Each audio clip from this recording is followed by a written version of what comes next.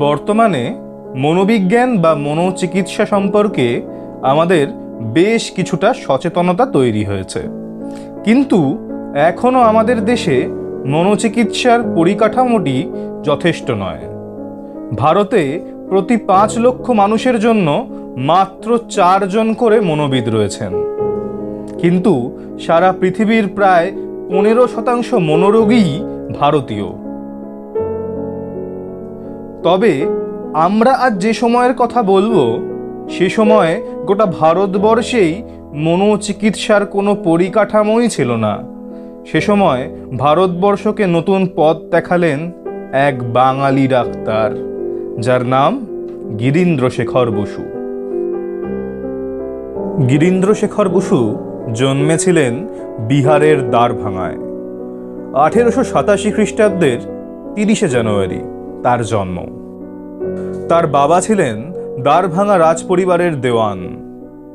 গিরীন্দ্রশেখরের মেজ দাদা ছিলেন সাহিত্যিক, আবিধানিক ও রসায়নবিদ রাজশেখর বসু, যাকে আমরা পরশুরাম নামেও চিনি।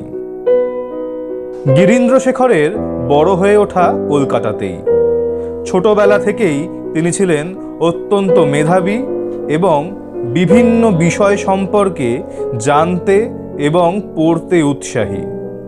1910 খ্রিস্টাব্দে কলকাতা মেডিকেল কলেজ থেকে ডাক্তারি পাশ করেন গিরীন্দ্রশেখর। ডাক্তারি করতে করতেই তিনি উপলব্ধি করেন মানুষের শরীরের মতো মনেরও কখনো কখনো চিকিৎসার প্রয়োজন হয়। অনেক সময় মনের ক্রিয়া প্রতিক্রিয়ার ওপর নির্ভর করে শারীরিক অবস্থা। গিরীন্দ্রশেখর উৎসাহী হয়ে পড়েন মনোবিজ্ঞান চর্চায়। 1915 সালে কলিকাতা বিশ্ববিদ্যালয়ের মনোবিজ্ঞান বিভাগে MA ক্লাসে ভর্তি হয়ে যান গিরীন্দ্রশেখর। মনোবিজ্ঞান চর্চা করতে করতে তিনি পাশ্চাত্য অর্থাৎ ইউরোপের বিভিন্ন মনোবৈজ্ঞানিক ও তাদের তত্ত্বের সাথে পরিচিত হন। 1921 খ্রিস্টাব্দে তিনি মনোবিজ্ঞানে গবেষণা করে DSc ডিগ্রি পান। এরপর তিনি শরীরের ডাক্তারির পাশাপাশি হয়ে উঠলেন মনের ডাক্তার। এই সময় থেকেই তিনি বিভিন্ন বিষয়ে বিখ্যাত জার্মান মনোবৈজ্ঞানিক সিগমুন্ড ফ্রয়েডের সঙ্গে চিঠি বিনিময় করেছিলেন। ফ্রয়েডের সাথে তার বিভিন্ন বিষয় সম্পর্কে মতের অমিলও হয়েছিল, তবে ফ্রয়েডের প্রতি তার শ্রদ্ধা ছিল অপরিসীম। ফ্রয়েডের সঙ্গে তার চিঠিপত্র চলেছিল প্রায় 17 বছর ধরে, যদিও তাদের মধ্যে সাক্ষাৎ হয়নি কোনোদিন। কিন্তু লন্ডনের ফ্রয়েড আর্কাইভে গিরীন্দ্রশেখরের নামে একটি গ্যালারি রয়েছে, যেখানে তার চিঠিগুলি সংরক্ষিত আছে।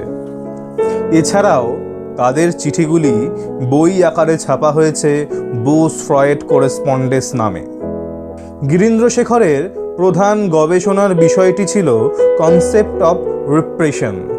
তিনি মনে করেছিলেন আমাদের মনের মধ্যে যে সমস্ত ইচ্ছে চলতে থাকে, সেই সমস্ত ইচ্ছের বিপরীত ইচ্ছেগুলো আমাদের মধ্যে উপস্থিত থাকে।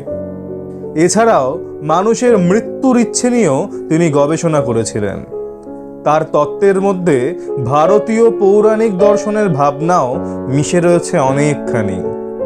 মনোবিজ্ঞান সম্পর্কিত তার গবেষণাগুলি ছিল সম্পূর্ণ স্বতন্ত্র, আর সেই জন্যেই ইউরোপে তার গবেষণাগুলি বিশেষভাবে সংরক্ষণ করা হয়েছে। গিরীন্দ্রশেখর বসুর আমলে ভারতবর্ষের কোনো হাসপাতালেই মনের চিকিৎসার কোনো সুযোগ ছিল না। সেই অভাব দূর করতেই তার প্রচেষ্টায় আরজিকর হাসপাতালে প্রথম মানসিক চিকিৎসার সূচনা হয়। 1922 খ্রিস্টাব্দে নিজের পার্সিবাগান লেনের বাড়িতে ইন্ডিয়ান সাইকো অ্যানালিটিক সোসাইটি গড়ে তোলেন গিরীন্দ্রশেখর, যে সংস্থাটি আজও সুলভে সাধারণ মানুষকে মনোচিকিৎসা দিয়ে যাচ্ছে। গিরীন্দ্রশেখর বসু মানসিক রোগীদের জন্য একটি পৃথক হাসপাতালের কথাও ভেবেছিলেন। এই বিষয়ে তাকে সাহায্য করেন তার দাদা রাজশেখর বসু। রাজশেখর বসু তার লুম্বিনী পার্কের বাড়িটিকে দিয়ে দেন হাসপাতাল বানানোর জন্য। এই হাসপাতালটি বর্তমানে লুম্বিনী পার্ক মেন্টাল হসপিটাল নামে সুপরিচিত। ভারতবর্ষের মনোবিজ্ঞানের পথিকৃৎ গিরীন্দ্রশেখর বসু ভারতীয় পুরাণ এবং ধর্মগ্রন্থ বিষয়েও পণ্ডিত ছিলেন। অনুবাদ করেছিলেন শ্রীমদ্ ভাগবত গীতা। এছাড়াও তার পুরাণ প্রবেশ গ্রন্থটি সেকালে খুবই জনপ্রিয় হয়েছিল। শিশুদের জন্য লিখেছিলেন লাল কালো নামে একটি জনপ্রিয় গ্রন্থ। তিনি সম্মোহন বিদ্যাতেও ছিলেন অত্যন্ত পারদর্শী। একবার এক ঘনিষ্ঠ বন্ধুকে সম্মোহন করে রাজভোগের বদলে কাঁচা আলু খাইয়ে দিয়েছিলেন। তাকে অনেকেই মাস্টার অফ হিপনোটিজম বলতেন।